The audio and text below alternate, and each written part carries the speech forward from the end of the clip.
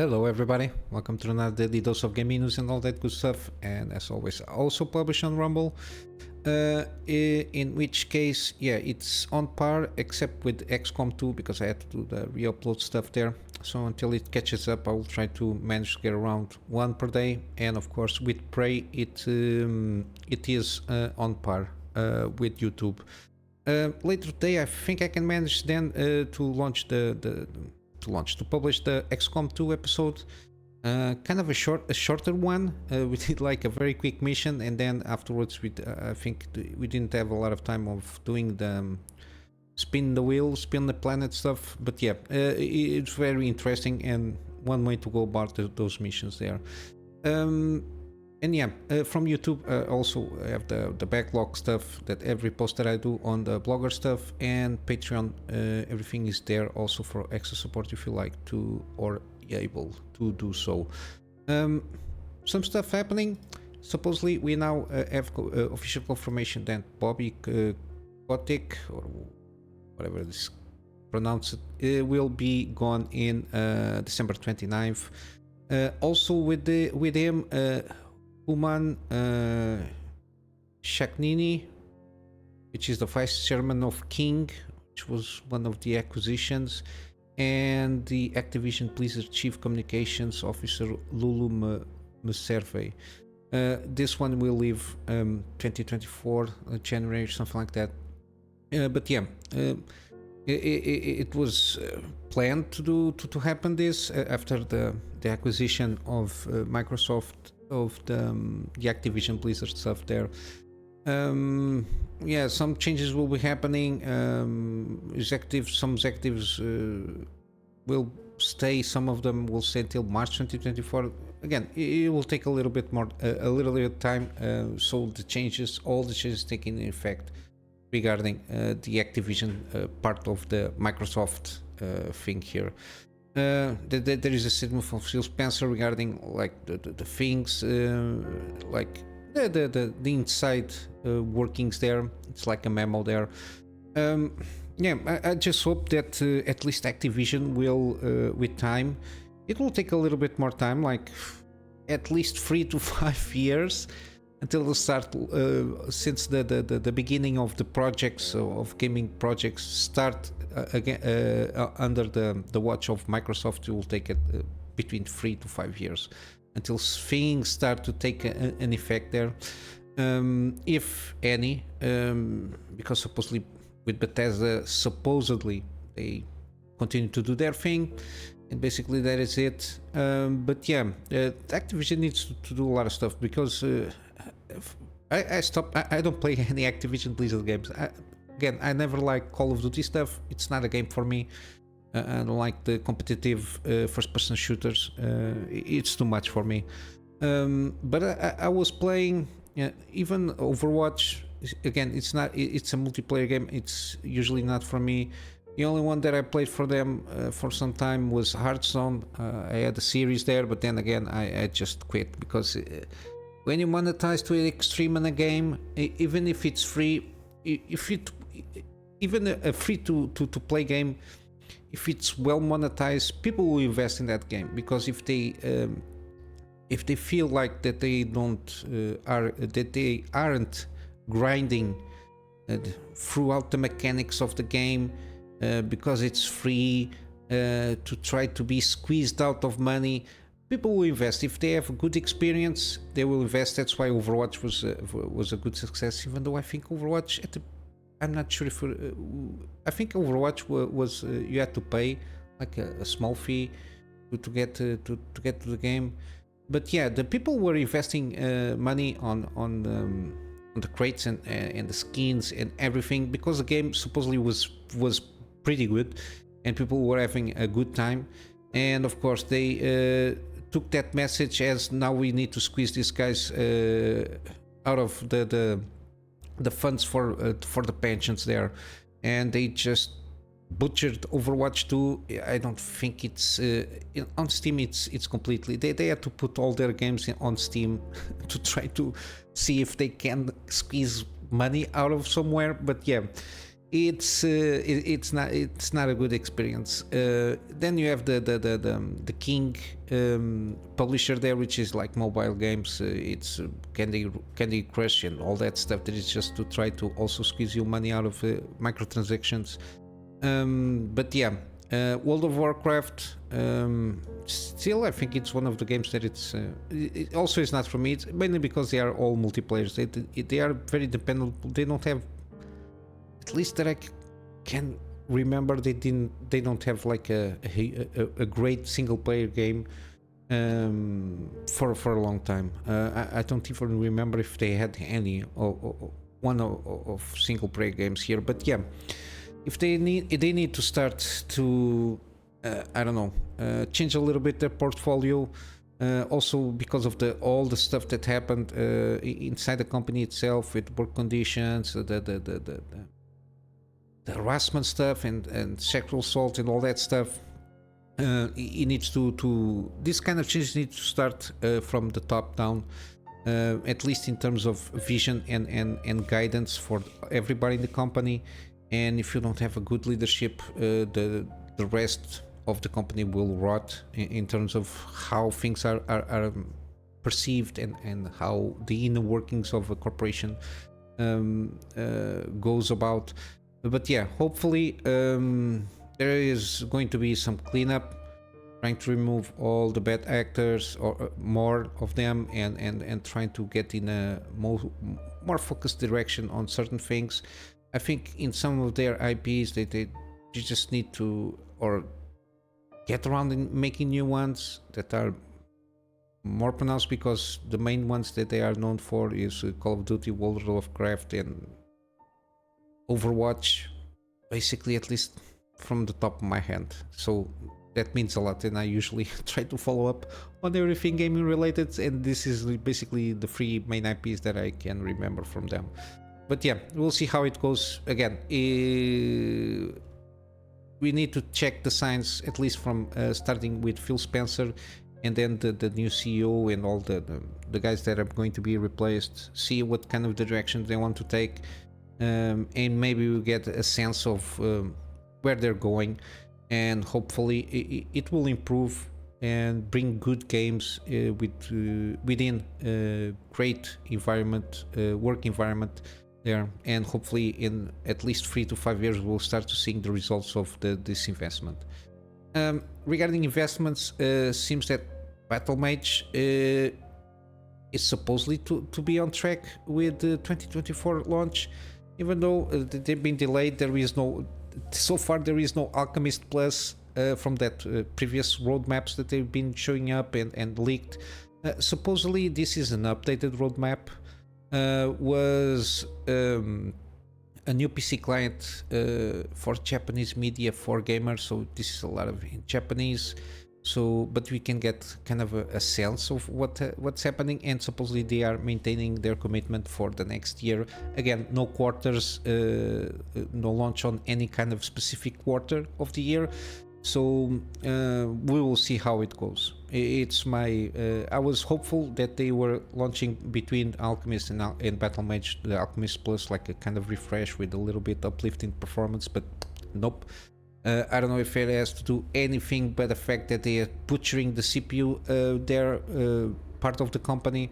It's not competitive with AMD. The fact that it's one of the things, and I will talk later, the next article, is the fact that, for example, that there is no commitment to sticking up with like a platform itself, like AM4 has. It's still supported, and they are launching new CPUs there because people want to squeeze the most they can of the products that they have. And AMD, it's one of the big features that AMD had turning around the CPU stuff, especially with Zen. When they started with Zen architecture, it was a big thing. And the fact that this changing names and the CPU basically is the same, with just one tweak here, tweak there to have 5% more performance. It's not enough. Just stick to the plan. Just launch a main line, like almost everybody does, launch a mainline product, then maybe in the next year or 2 years you might do a little bit of refresh, trying to maintain the same platform, so people don't have to just every time they want to continue with Intel they have to change the goddamn motherboard every time they want to buy a new CPU. Yeah, and hopefully this is not affecting the plans for the GPU side of things, because to a certain degree APUs, which is the Intel part of the CPUs, if they want to integrate, I think they already launched some of them with Alchemist stuff, but yeah, they are way behind in terms of competitiveness with the rest of the market here. Hopefully next year we will start to have some more products directed at least to from the mid to high end or enthusiast kind of a thing on GPU side, and be at least competitive, or try to be competitive in that regard. They have a break here because supposedly RDNA 4 from AMD, it's not going to have like high-end products, it's going to be middle of the road, so the segment of the 800s and the 700s series there. But yeah, we'll see, they might have at least a way to catch up with that. And yeah, Nvidia, it's doing their own thing. I don't know, maybe they will stumble and launch, hopefully not, I just hope they just launch an excellent product, a good product for the money they are trying to charge people with. But yeah, with the AM5 again, there was an interview with whom, Overclockers UK, that this vice president and GM of the client channel business, so David McAfee, reiterated the commitment of AMD sticking with the AM5 desktop CPU platform as long as they possibly can, which is at this moment is at least until 2025, so at least 2 years more. Again, as I mentioned before, AM4 was, and also the introduction of the Zen architecture was like the main thing that bolstered AMD on being more competitive and bringing excellent products. And of course, the fact that you have a stable,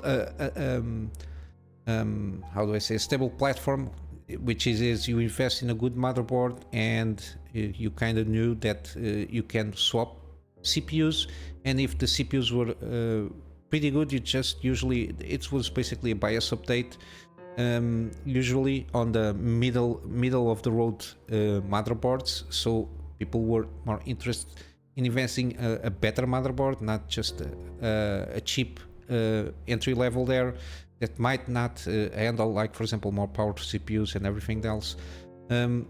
That's why I think that AM5 platform, when was introduced, and was also my case, I just went for B650 chipset, because it can handle, supposedly will handle even Zen 5 and supposedly Zen 6 if they maintain with the AM5, if they stick with AM5 still. And yeah, it's just something I did an unboxing. I have that on the channel there. Yeah, I'm pretty satisfied with the motherboard. It has good cooling capabilities. It can be, the CPUs can be overclocked, which is something I don't have the need to. The DDR is the future-proof, the memory stuff there, and of course it can handle GPUs, whatever. And I'm not sure the B360. I think it. I know it of course supports DDR5 from the get-go.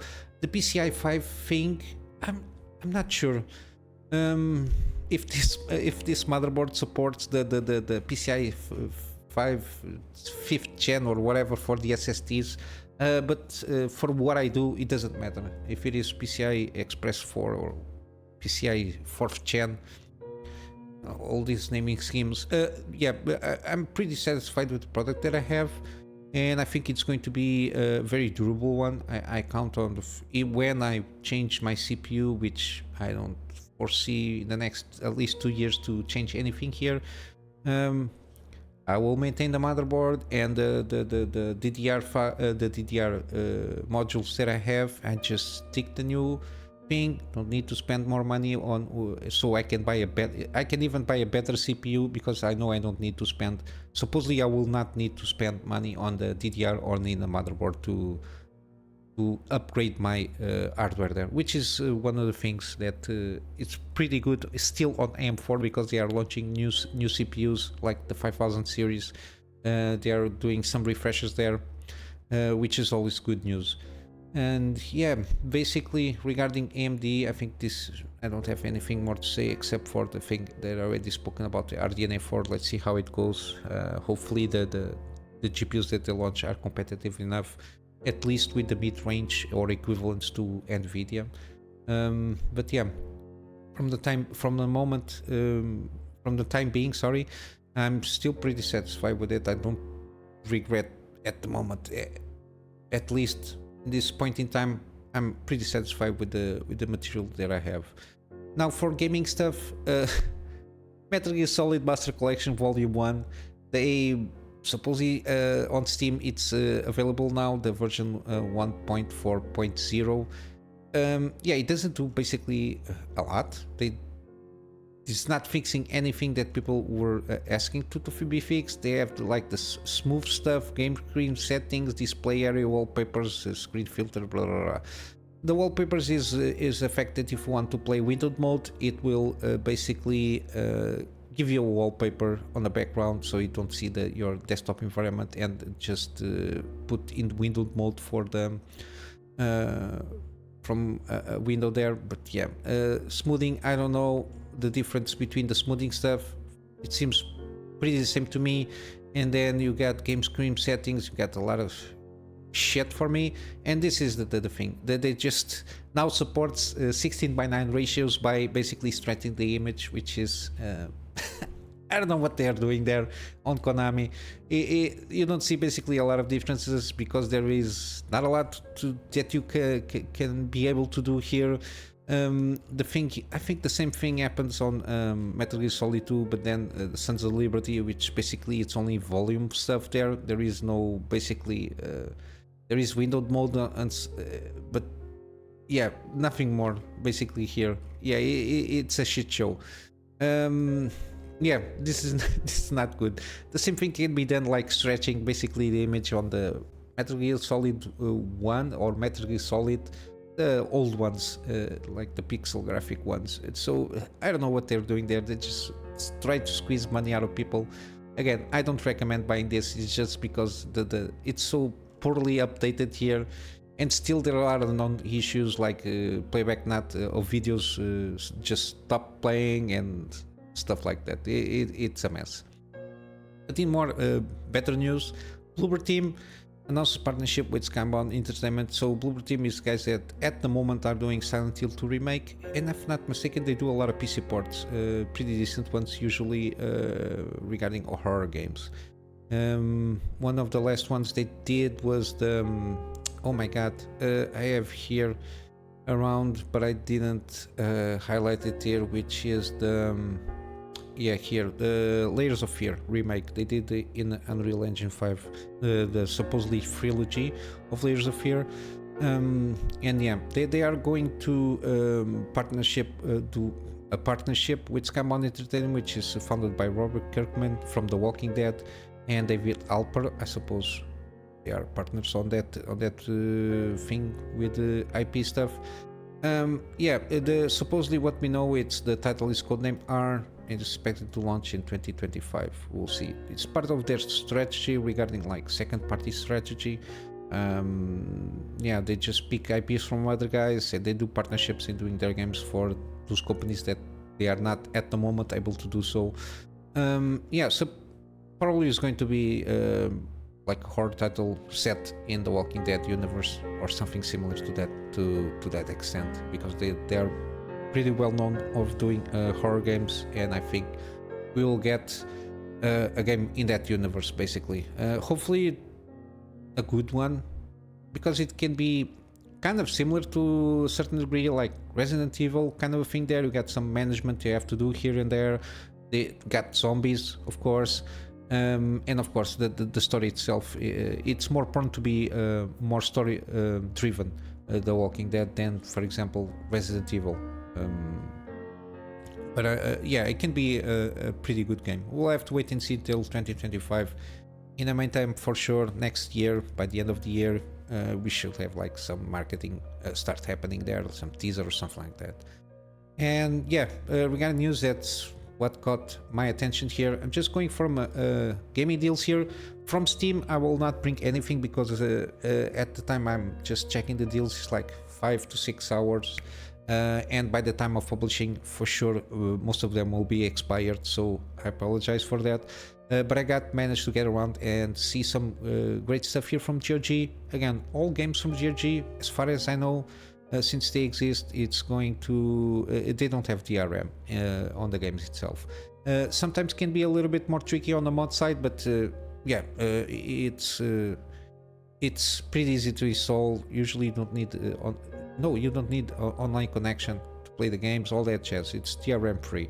And we got Into the Breach. It's kind of a mech stuff, turn-based thing here. It caught my attention here because yeah, it's turn-based isometric view. It's got always good reviews wherever I go, and it's 50% off, so around $7.50. We got also Check the Alliance free, 34% off. Again, from the same guys that brought you the mainline series, Check the Alliance 1 and 2, are the same developers and creative directors and all that jazz. And pretty good reviews when it came out, so in line with Check and Alliance here. So turn-based and squad management, all that stuff, very similar to XCOM 2. We got Metal Gear Solid. I think from what I've been hearing, this is the best version that you can get from Metal Gear Solid, the first one. I think it's the best port at the moment, at least. I covered one article saying this is the best port around, even with the Metal Gear Solid Vol.1 remaster coming out. I think from what I read, this is still the best version of the port of the first game. There is no promo here, but it was mainly to for you to be aware that this is available here on GOG. We got Wartales now on GOG. It's 25% off, $26 give or take. Mercenaries, very random mercenaries, and you have to manage them and go throughout the story wise. Very similar to Jagged Alliance, the way they plays around, if not mistaken. But yeah, it's one of those that pretty good reviews also. You got Plague Tale Requiem, 55% off. I didn't find out, I didn't look too much, but I didn't see the first game. But the second gun, again, 55% off. It's a good deal here. We got also Wasteland Free Colorado Edition, 75% off. The Colorado Edition brings the DLC content there. It's the same version that I bought on Steam. Around about the same price, if I'm not mistaken. Yeah, it's usually they get around the same one. It's got all the thing here. Yeah, it's one of those that I will, after replaying Wasteland 2 Director's Cut, I will do this one. And it's one of those that it's always good to, if you like kind of old Fallout games, which is isometric view turn-based, this one is the original thing here. We got Cyberpunk Ultimate Edition. It's 33% off. It's a good price, $54 give or take. So the base game plus the oh my god, the Phantom Liberty DLC, it's now being designated Ultimate Edition, so it's a good chance. I didn't buy this game yet, mainly because I'm waiting for Elden Ring. I prefer to do that, wait for a deal there with the expansion. That's another drama. Maybe it will come in February according to the leaks and rumors regarding that Thrustmaster control that I covered a few days ago, but yeah, we will see. And finally, of course, we got The Witcher Wild Hunt Complete Edition. I bought it from here. I will eventually buy on also on Steam this one. And yeah, it's what can I say? It's a must-have, must-play RPG here. All the expansions are awesome. I already played throughout this game like at least 3 to 4 times, with all the DLC also, and with some mods there. The mod support for this is huge. I'm still trying to have a few hours to check out which mods I'm going to use in my next playthrough. But yeah, the game is installed. I just need to take some time to check the mods that I want to install here and start a playthrough by myself at least. I don't think I will add up too much on the... Maybe I'll do a gameplay series, I don't know. We will see how it goes. And yeah, basically this is it for today, guys. I will just wrap up with a plug on my Patreon for extra support. Again, the extra support is mainly, my concern is extra storage for me to be able to have backups of the projects that I do for my private clients, and of course some extra space for the videos that I do for the channel. And with all that said, guys, I hope you have a wonderful day, and I will see you in the next one. So until then, Kunamy Master out.